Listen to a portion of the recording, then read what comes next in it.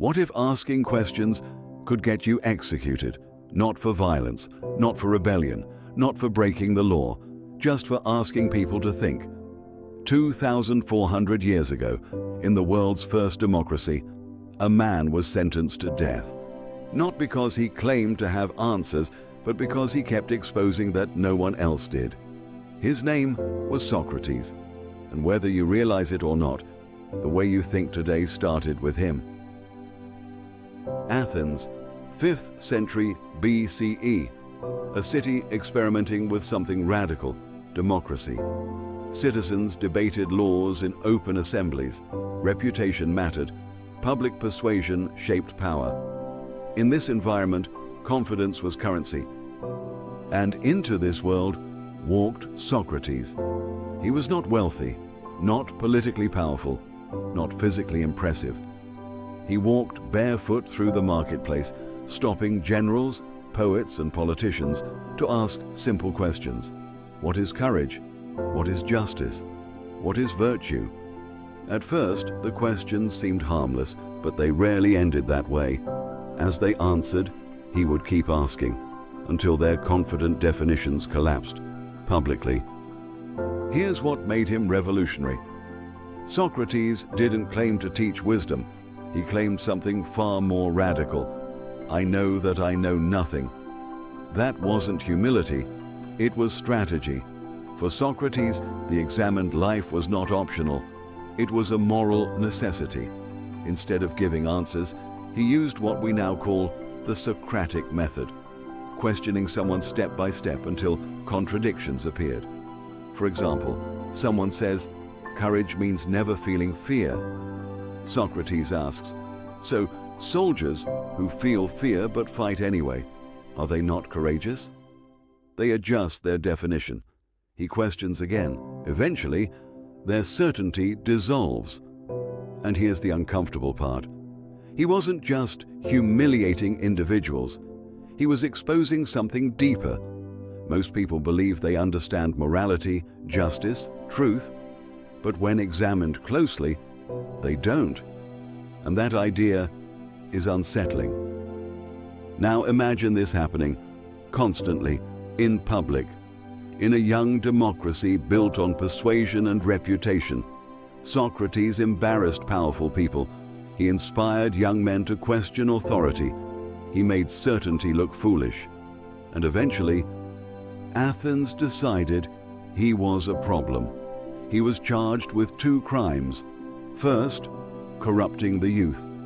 Second, impiety, not respecting the city's gods. But the real crime, he made people doubt themselves. At 70 years old, Socrates stood trial. Hundreds of citizens voted on his fate. He could have begged. He could have apologized. He could have stopped questioning people. Instead, he did the opposite. He told the jury that questioning was a service to the city, that examining life was a moral duty. And he said something that still echoes today. The unexamined life is not worth living. He believed a life without reflection was a life half-lived. He was found guilty. The penalty? Death. Death by drinking hemlock. His friends offered to help him escape. He refused. If he broke the law now, he argued, everything he taught would be hypocrisy. So he drank the poison calmly and died surrounded by students. Here's why this moment changed history. Socrates shifted philosophy from asking, "How does the universe work?" to asking, "How should we live?" Before him, many thinkers focused on nature, stars, elements, physics. Socrates turned philosophy inward. He made ethics central. He made critical thinking a moral responsibility. And his student, Plato, wrote down his ideas, preserving them for centuries. Through Plato and later Aristotle, Socrates shaped Western philosophy, logic, education, political theory, scientific reasoning. Even modern law schools still teach versions of the Socratic method. But his greatest contribution was not a theory. It was an attitude. Question everything, especially yourself. Now think about the world we live in. Social media certainty, political polarization, instant outrage, algorithms feeding us what we already believe. When was the last time you changed your mind or examined why you believe something in the first place? Socrates would be dangerous today. He would ask, "How do you know that's true? What do you mean by justice? Are you sure? Why?" He wouldn't shout. He wouldn't cancel. He would question.